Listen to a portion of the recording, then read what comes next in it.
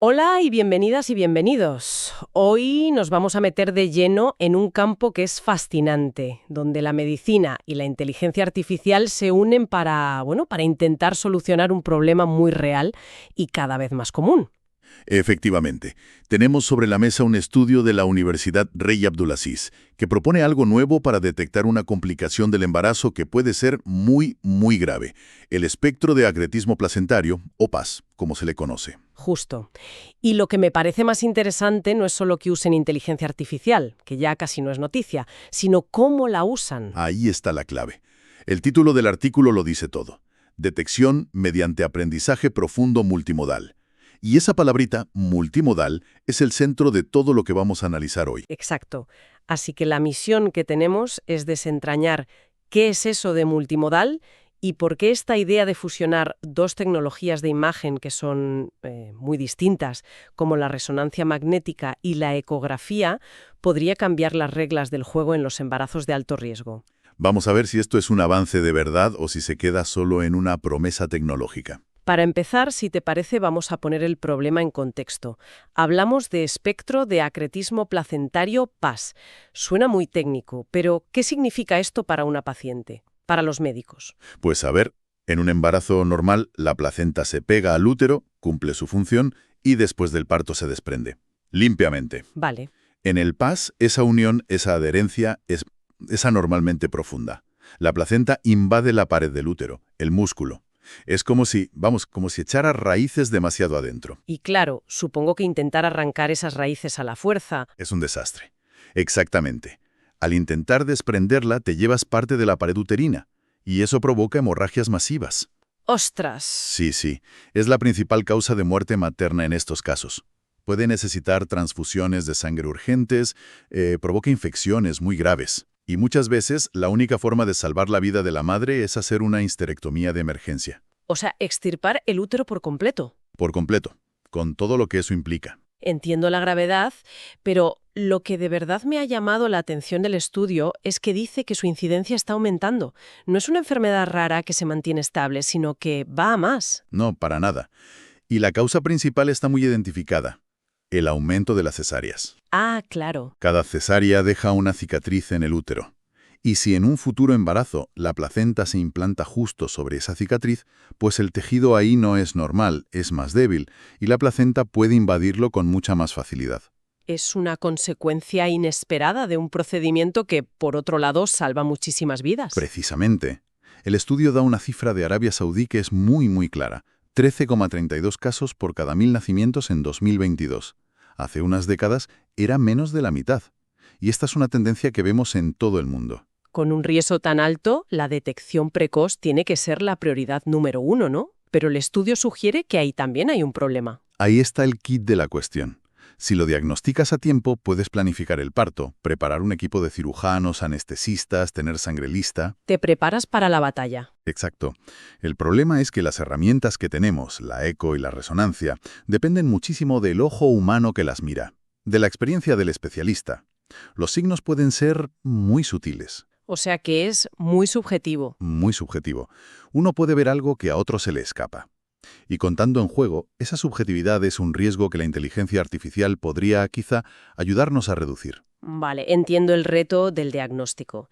Si un solo par de ojos, aunque sea de un gran experto, a veces no es suficiente, la idea de darle a una IA 2 pares de ojos suena muy potente. Supongo que de eso va el enfoque multimodal del que hablábamos. Esa es la idea central, sí.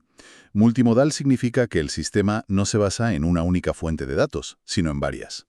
En este caso concreto, le enseñan a leer e interpretar a la vez las imágenes de resonancia magnética en 3D y las de ecografía en 2D, de la misma paciente, claro. Pero a priori uno podría pensar, ¿no es un poco redundante? ¿No te dan la misma información, más o menos? Pues fíjate que no, todo lo contrario. Son totalmente complementarias. Son dos piezas de un puzzle que encajan. A ver, explícame eso. La resonancia magnética te da un mapa anatómico tridimensional increíble, de altísima resolución. Ves la estructura del útero, dónde está exactamente la placenta, si está tocando la vejiga. Vamos, te da el mapa del terreno con una claridad brutal. Vale, la foto general, la estructura. ¿Y la ecografía qué añade? La ecografía es más accesible, más rápida, más dinámica.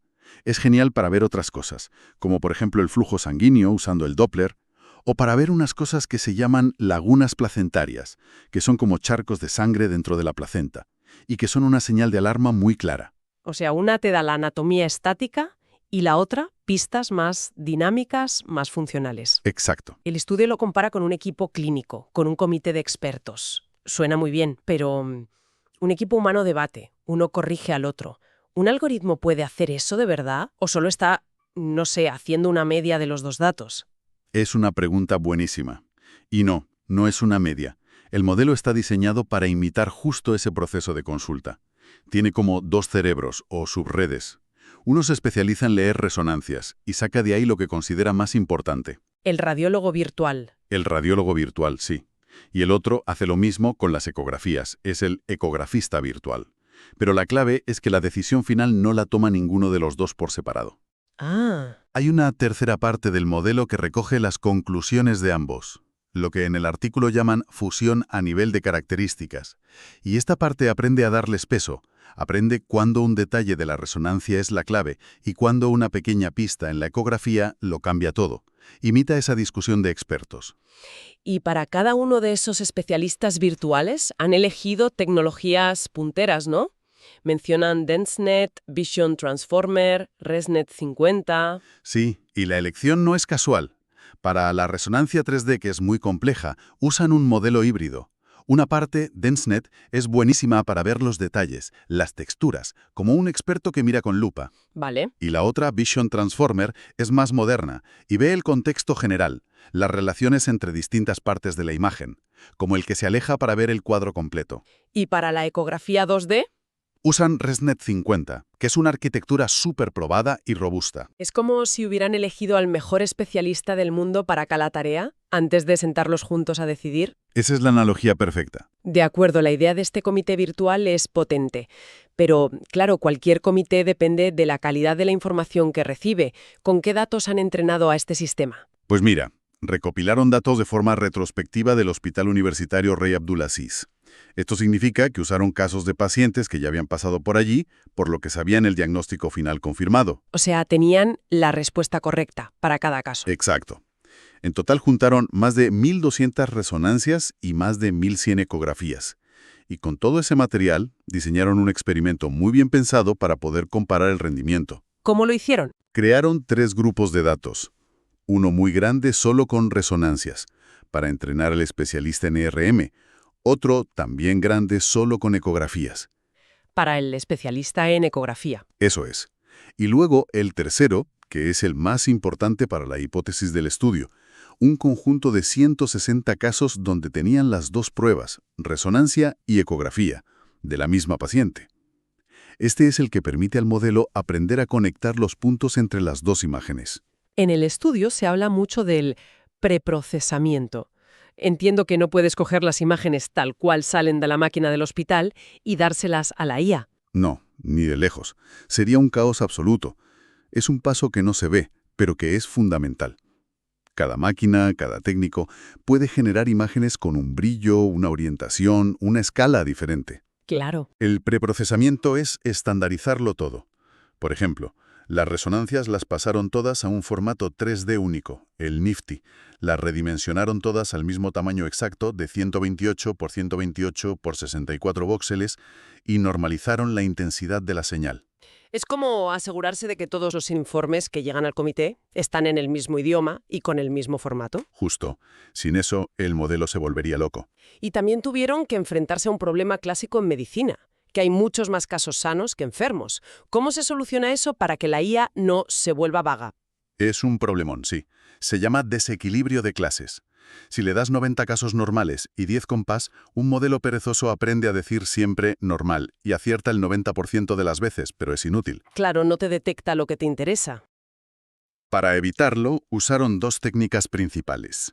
Una es el sobremuestreo sintético, que básicamente consiste en crear nuevos ejemplos artificiales de los casos compás, que son la minoría, para equilibrar la balanza durante el entrenamiento. ¿Y la otra? La otra es el aumento de datos. Coges las imágenes que tienes y les haces pequeñas transformaciones. Las giras un poco, les haces un poco de zoom, las volteas Creas variaciones. Ah, entiendo. Esto hace el entrenamiento mucho más rico y enseña al modelo a reconocer la enfermedad aunque la imagen no sea perfecta. Lo hace más robusto para el mundo real. Con toda la maquinaria montada y los datos preparados, llegamos al momento de la verdad. ¿Funcionó? ¿Este comité virtual acertó? Funcionó y funcionó excepcionalmente bien.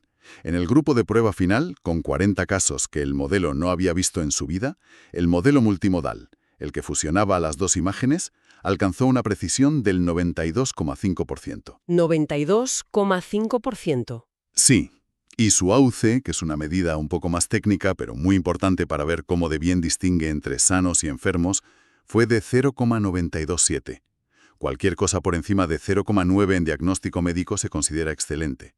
Un momento, para poner esa cifra en perspectiva, ¿qué precisión tiene un especialista humano en un hospital diagnosticando esto? ¿Estamos hablando de una pequeña mejora o de un salto importante? Esa es la pregunta del millón. Varía mucho, claro, depende de la experiencia del radiólogo, de las imágenes, pero los estudios suelen situar la precisión humana entre el 70% y el 90% en los mejores centros.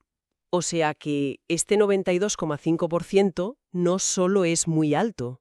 Es que se sitúa en el extremo más alto de la pericia humana, y con la ventaja de que la máquina es consistente. No tiene días malos, no se cansa. Vale, eso es un dato muy potente. Pero ¿cómo se compara con los modelos que solo veían una cosa? Ahí es donde se ve si la fusión de verdad sirvió para algo. Y la diferencia es enorme. En esos mismos 40 casos, el modelo que solo veía la resonancia magnética acertó en un 82,5%, y el que solo veía la ecografía en un 87,5%. O sea que son buenos resultados, pero peores. Son buenos, pero el modelo fusionado lo superó a ambos. Demuestra que el sistema no solo suma información, está encontrando sinergias. Que 1 más 1 aquí es más que 2. Espera un momento. ¿Me estás diciendo que el modelo que usaba solo la ecografía, que es una tecnología más barata, más simple, más accesible, fue más preciso que el que usaba la resonancia magnética, que es carísima y súper sofisticada? Sí. Eso va en contra de toda la lógica. ¿Cómo es posible? Es para mí uno de los hallazgos más interesantes del estudio. Y la explicación, al parecer, no está en la imagen en sí, sino en la madurez de la IA que la analiza. ¿A qué te refieres con la madurez? Los modelos para imágenes 2D, como el ResNet 50 que usaron para la ecografía, llevan años y años optimizándose. Se han preentrenado con bases de datos gigantescas, como RadImageNet, que tienen millones de imágenes médicas. Vale, es como si llegaran al problema con una cultura visual médica enorme. Exacto. Es como si el experto virtual en ecografías hubiera visto ya millones de casos de todo tipo antes de empezar a estudiar este problema. En cambio, los modelos 3D para resonancia son más nuevos, más complejos, y no hay bases de datos tan gigantescas para preentrenarlos. Parten de cero, por así decirlo. Es una lección tremenda. A veces, la madurez del software es tan importante como la potencia del hardware que genera los datos. Totalmente. Y abre una puerta increíble. Quizá la gran revolución no sea solo que la IA acierte más, sino que pueda democratizar el diagnóstico. Que un hospital pequeño, con su ecógrafo de toda la vida, pueda alcanzar una precisión que antes solo tenían los grandes centros con las mejores resonancias. Esa es una idea muy potente. Desde luego. Las matrices de confusión del estudio, que son los gráficos que te dicen dónde acierta y dónde falla, lo dejan clarísimo. El modelo multimodal solo se equivocó en 3 de los 40 casos, y de los 15 casos reales de PAS detectó correctamente 14. Un rendimiento espectacular. Siempre que hablamos de IA en medicina sale la misma preocupación. La famosa caja negra, un sistema que te da una respuesta, pero no sabes por qué. Y claro, para un médico, confiar ciegamente en eso es imposible. ¿El estudio aborda este problema? Sí, y lo aborda de frente. Es un punto clave para que estas herramientas salgan del laboratorio. Usaron una técnica que se llama GradCam, que es una forma de hacer la IA interpretable. GradCam, ¿en qué consiste? Pues para explicarlo de forma sencilla, es una técnica que genera mapas de calor sobre las imágenes originales. Mapas de calor. ¿Qué nos dicen esos mapas? Las zonas más calientes del mapa, las que salen en rojo o naranja, son las regiones de la imagen en las que la IA se ha fijado más para decidir. Es como si pudieras preguntarle al algoritmo, vale, dices que aquí hay paz. Enséñame en la imagen qué te ha hecho pensar eso. Genial. ¿Y en qué se fijaba? ¿Eran cosas que tenían sentido desde un punto de vista médico? Totalmente. Y eso es lo que da confianza. No se estaba fijando en patrones raros o en artefactos de la imagen. Los mapas de calor mostraban que la IA ponía su atención justo donde la pondría un experto humano. Por ejemplo. En las resonancias, las zonas calientes aparecían justo en la pared del útero, en la zona de contacto con la placenta, donde se produce la invasión. Vale. ¿Y en las ecografías? En las ecografías, el modelo se fijaba muchísimo en el segmento uterino inferior y en la pérdida de una línea oscura que normalmente separa a la placenta del músculo. La desaparición de esa línea es un signo clínico de libro para el diagnóstico de PAS. Es decir, que podemos comprobar que el modelo ha aprendido a buscar las mismas pistas visuales que un médico. Exacto. Demuestra que no ha encontrado una correlación extraña, sino que está identificando los marcadores correctos de la enfermedad. Este paso de hacer la IA interpretable es, yo creo, imprescindible para generar la confianza necesaria para que un clínico la use como una herramienta de apoyo real. Bueno, hemos recorrido todo el estudio, desde el problema hasta la solución y sus resultados. Si tuviéramos que destilar las ideas más importantes, ¿cuáles serían? Pues yo diría que la primera es la confirmación de que el PAS es un problema serio, creciente y que su diagnóstico es un desafío real. No es algo trivial. ¿De acuerdo? La segunda, que es el corazón del estudio, es la prueba de que la fusión de datos, el enfoque multimodal, es claramente superior a usar una sola fuente de información. No es una mejora pequeña, es un salto. La tercera, que a mí me ha parecido fascinante, es cómo este modelo imita, de verdad, la colaboración de un equipo de expertos. Combina la visión global de la resonancia con los detalles funcionales de la ecografía. Y la cuarta, que es la lección inesperada, es que una IA bien entrenada puede extraer tantísimo valor de una herramienta tan accesible como la ecografía, que puede llegar a superar a modelos que usan datos de tecnologías mucho más sofisticadas y caras. Entonces, el futuro que esto dibuja no es tanto el de reemplazar al médico, sino el de darle una herramienta de apoyo potentísima. Exactamente. Una segunda opinión objetiva, que no se cansa, que ayuda a mejorar la precisión, a planificar mejor los partos y, al final, a mejorar los resultados para madres y bebés. Por supuesto, hay que ser prudentes. Claro. Los propios autores lo dicen. Esto es un estudio de un solo hospital, con datos retrospectivos.